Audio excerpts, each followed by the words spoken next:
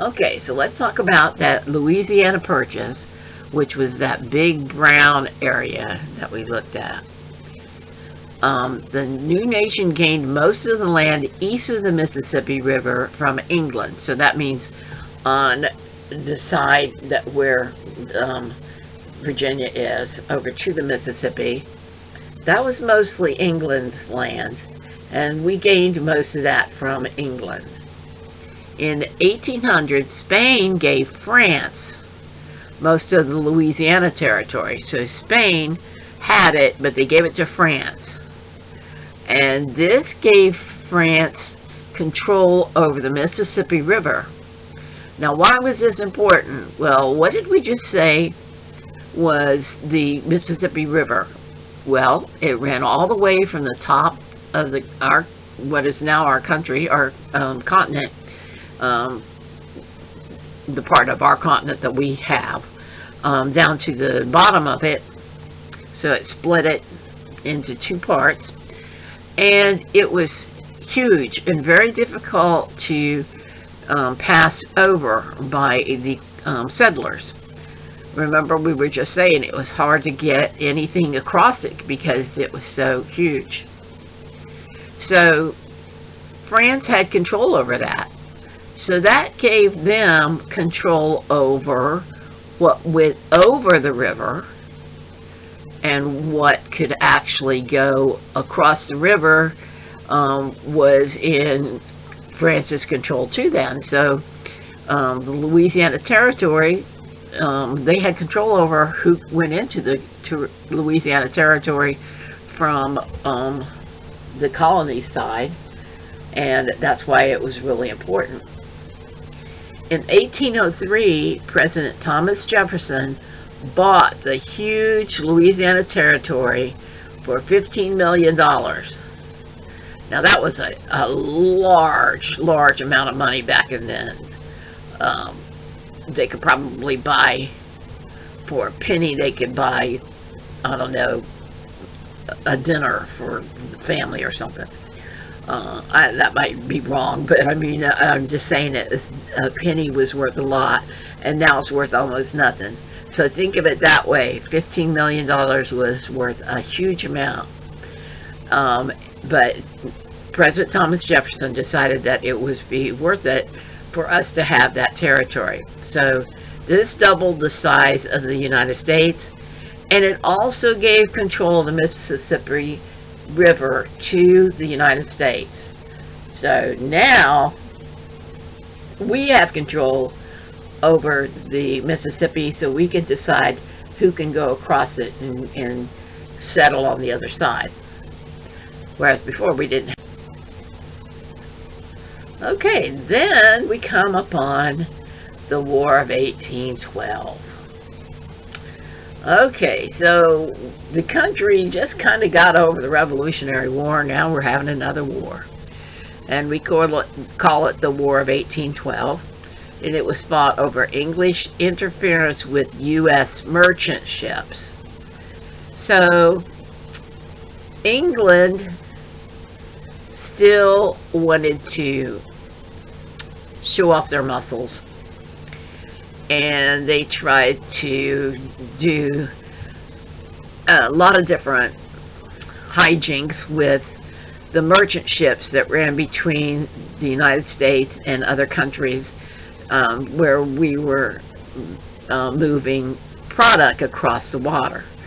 Now this was not Navy ships, this was merchant ships, so they were just for buying and selling products. But England tried to interfere with it and take over our merchant ships, and then, of course, take away our product and our earnings and so forth. But at the end of the war, there was really no clear winner. We had just fought until everybody called it off. But we did have some important benefits. The Americans were more interested in national interest rather than sectional or local interest. Now remember, it started out that the state governments were the main thing. Everybody looked to their state. They didn't look to the nation. But as we had this War of 1812, where the actual United States had to fight a war over England interfering with our merchant ships, then Americans started being more aware of the importance of our national interests rather than just state-to-state interests. So that really helped the government, the central government, to become stronger. And it proved that the U.S. had a strong military, because we didn't win the war, but we didn't lose the war either. So we held our own, and that showed the whole world that we had a strong military. And also new land opened in the West. Plus there was a removal of the English threat and it created opportunity to expand the U.S. territory. So the removal of the English threat was a big important part. So everybody was now a lot more relaxed, and they thought, okay, good. Okay, now we can go start doing some important things that we wanted to do, that we had to stop and think about, well, what's going to be the problem with England if we do that? Now we don't have to think that. Now we can go ahead and do it. So we ended up having the opportunity to expand the U.S. territory because of the War of 1812, even though we didn't really win it, and we just didn't lose it either. It just came to a draw. Okay, now we're talking about the westward expansion. And we just talked about the map. We looked at some of the maps on the other screen. So if you want to flip back on your notes while you're listening to this, because remember, I make a copy of all of these screens and call them the notes so that you can see them separately from these video. You can also do that, but you might want to do it after we finish this video too. Either way, whatever. Now, the country came up with this idea of manifest destiny. Manifest means it was obvious. And destiny means something that we were fated to do. So, the manifest destiny idea was that it was obviously the destiny of the U.S. to occupy the land from the Atlantic to the Pacific Oceans.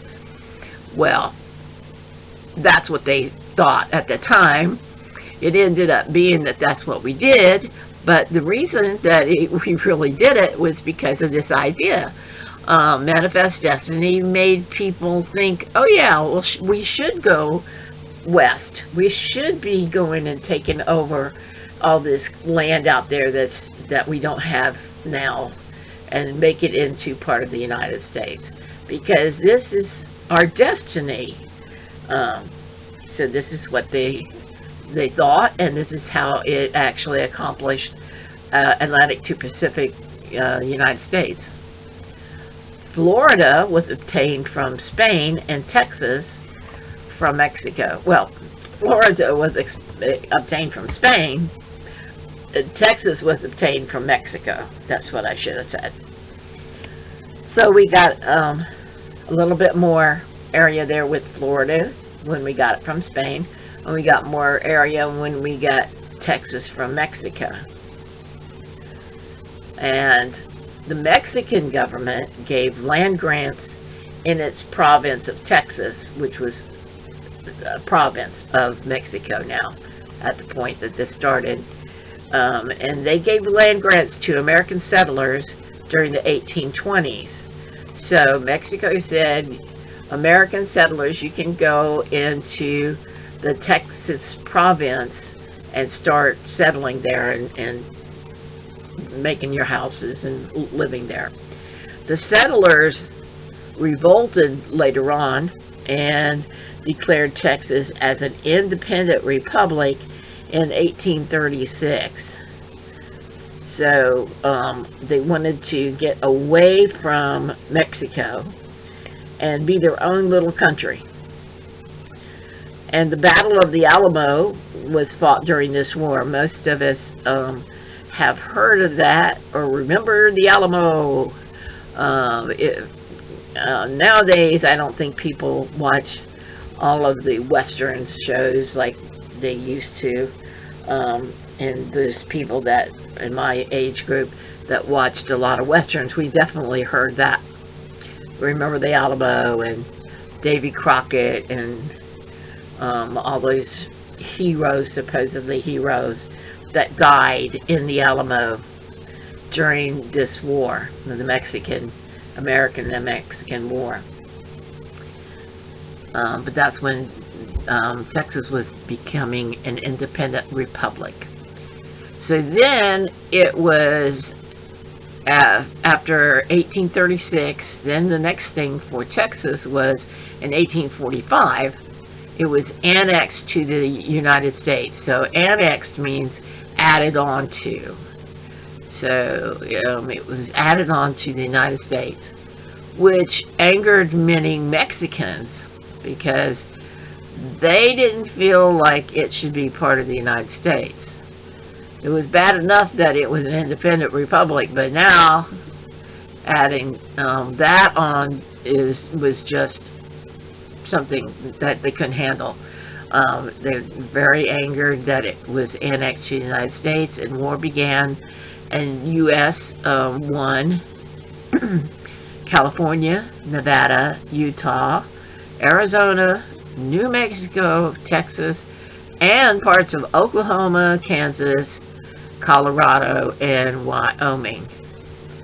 So that was a huge area added on to the United States when the United States won the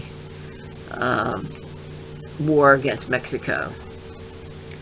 And then the Oregon Territory, which is way up at the top of the map there, was acquired from England. So England still owned that at that point, but we got it from England. Acquired doesn't mean we fought for it, so we probably bought it. Okay, so now we have the country stretching from the Atlantic on the east to the Pacific on the west. And all of those little pieces that were not part of the country are now part of the country. So this has been a very building time period of the United States. Now we're coming to the Industrial Revolution. Now this is not only in the United States, but in actually the whole world. But this is how the Industrial Revolution affected the United States. So in the early 1800s, this is when this all came to be. Water transportation growth was due to building of canals and development of the steamboat. Okay, what's a canal? A canal is a man-made division of water dividing two pieces of land that is made specifically so that boats can travel from one end of that canal to the other end of that canal. And the primary ones are through narrow strips of land that allow those ships to have a shortcut when they're traveling to take things and move product around the world. So some of you may have heard of the Panama Canal. Panama Canal is down at the end of North America. It's just a very thin little strip of land, but it's kind of halfway between the North America and the South America. Before the Panama Canal, if you wanted to if you were in England, New England, say, somewhere off of the coast of Virginia, and you wanted to ship something to California, well, you had to go all the way down the whole coast of North America, down around the Latin America, and then down around all of South America, down the tip down there by the Antarctic Circle, and then come all the way back up the other side of the South American continent, and then all the way back up to the North American continent, the parts that you wanted to stop at in California. So that was a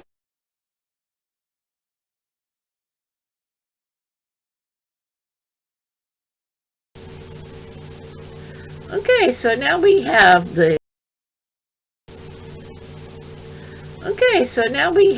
the country stretching from the Atlantic on the east to the Pacific on the west. And all of those little pieces that were not part of the country are now part of the country. So this has been a very building time period of the United States. Now we're coming to the Industrial Revolution. Now this is not only in the United States, but in actually the whole world. But this is how the Industrial Revolution affected the United States. So in the early 1800s, this is when this all came to be. Water transportation growth was due to building of canals and development of the steamboat. Okay, what's a canal? A canal is a man-made division of water dividing two pieces of land that is made specifically so that boats can travel from one end of that canal to the other end of that canal. And the primary ones are through narrow strips of land that allow those ships to have a shortcut when they're traveling to take things and move product around the world. So some of you may have heard of the Panama Canal. Panama Canal is down at the end of North America. It's just a very thin little strip of land, but it's a kind of halfway between the North America and the South America. Before the Panama Canal, if you were in England, New England, say, somewhere off of the coast of Virginia, and you wanted to ship something to California, well, you had to go all the way down the whole coast of North America, down around the Latin America, and then down around all of South America, down the tip down there by the Antarctic Circle, and then come all the way back up the other side of the South American continent, and then all the way back up to the North American continent, the parts that you wanted to stop at in California. So that was a really long and difficult journey, difficult especially when it got down around where the Antarctic Circle was, because of the coldness and the ice and all that stuff down there. So a canal that cut right through Panama, which was kind of halfway between North America and South America, meant that the boats could go down all the way down the North American shore, shore, all the way down to halfway between the North and the South American continent, cut across that little strip of the canal in Panama, and then come up north again. So that made their trip about half as long, and it also cut out that really dangerous part in the southern part of the world. So that was one of the canals. There's also Suez Canal is very popular or important and well known, and that's over on the other side of the world, around Africa, around in there. And it's for the same reason. It cuts out a lot of traveling and goes through a very narrow part of land, but ships can go up it and then go out of that through as a shortcut. And then there was the development of the steamboat. Well, before the steamboat, what did we have? We had boats that use sails and oars. So if you have a steamboat, it has an engine. And an engine-driven boat is going to be able to go a lot faster, and it can go when the wind is dead. It can still move. Don't have to pull out those oars and physically have to row, which is very slow. So a steamboat was very important to the travel and trade of the world. After 1820, railroads became a major growth industry. So now we have a steam engine in a train.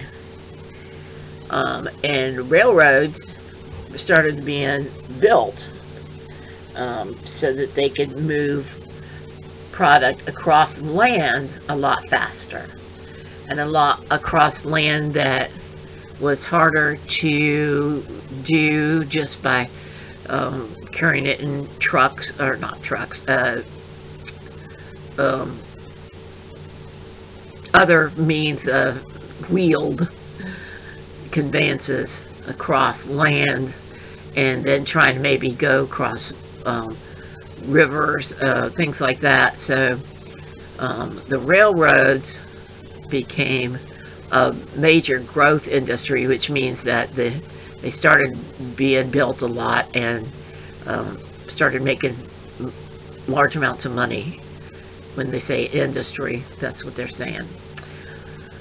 Okay, and we know that because we started having railroads in the east of the United States first, where they would travel from the northeastern states down to the southern states, a lot of it. But then they started going across country, and then we finally have the great railroad that goes all the way from the Pacific and the Atlantic to the Pacific later on. So that's where they were talking about the railroads really become into their own. Now, next thing, Eli Whitney's cotton gin was invented in 1794, but it started becoming very popular there in the early 1800s, and created a boom in economic growth too. Boom means it grows quickly, rapidly, and largely. So, what is a cotton gin? Well, a cotton gin removed the unwanted parts from raw cotton. So what would that be? Stems, leaves, seeds, anything that's in there other than the soft cottony stuff. So it removed all that part. Large mechanized mills were built in England and New England.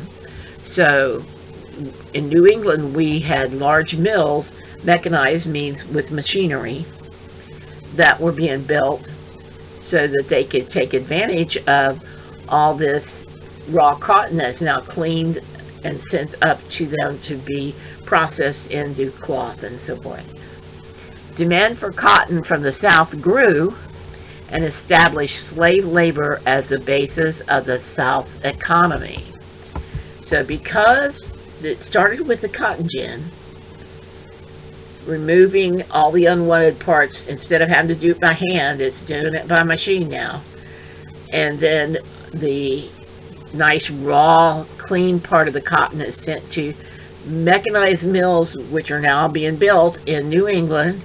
So, of course, they can make the cotton into cloth a lot better because they have machines and large mills, so large factories. And that created a large demand for more cotton from the South. And for the South to have more cotton, they had to have slave labor in order to get the cotton out of the fields and get it to the different processing plants and so forth. So that cotton became the basis for the South's economy.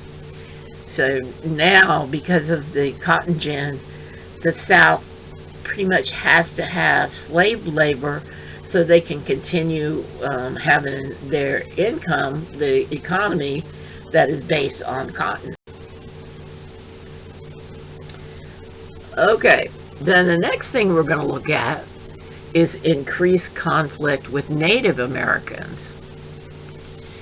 So the government began moving the Native Americans to reservations west of the Mississippi River, which was considered Indian territory. Okay, so the government considered the land west of the Mississippi River to be Indian territory, and so they moved the Indians that were in the east across to reservations in the Indian Territory, which was the western part of the country. Cherokees and Creeks were forcibly moved from Carolinas, Georgia, and Alabama to the Oklahoma Territory in the 1830s. So they were forcibly moved. They didn't have any choice. They were made to walk mostly and carry anything that they had to actually carry or drag along behind them or put on their animals that they may have to carry them, all the way over to Oklahoma Territory. So they didn't have any choice at all, and that was a really hardship for them. The relocated people suffered from exposure. That means that they were outside in the weather and they didn't have any way to get out of it, and it caused them to have health issues, disease, and starvation while en route to their new designated reserve. And many died before reaching their destinations. This forced march was named the Trail of Tears. So this area where they moved from all the way out to Oklahoma was called the Trail of Tears because of the terrible conditions that the Native Americans had to put up with while they were being moved. And a lot of them didn't even make it because of the hardships.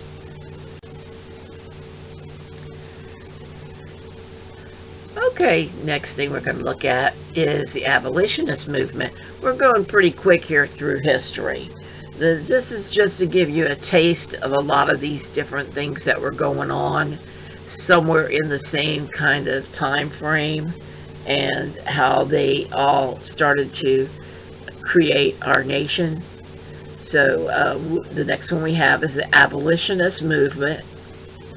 Now, to abolish, which is the part of the abolitionist, abolish movement.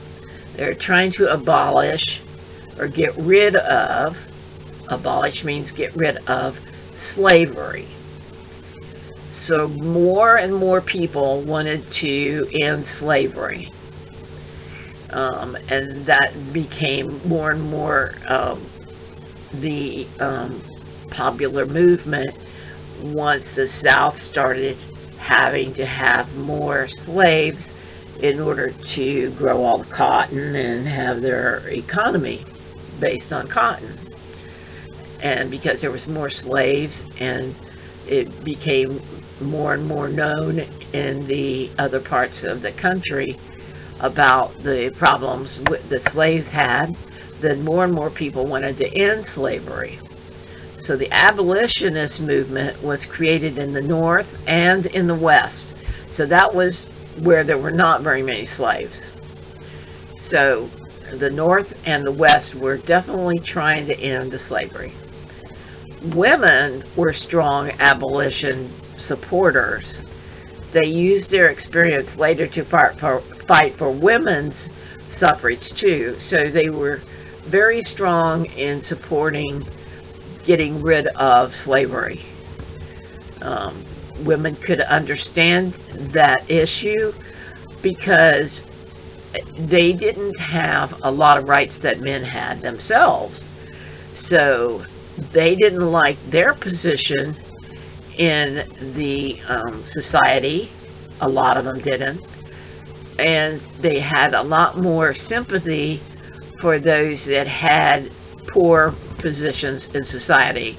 So they were able to understand the problems that slaves had more so than some others because of their fact that they had to deal with problems themselves just because of them being female.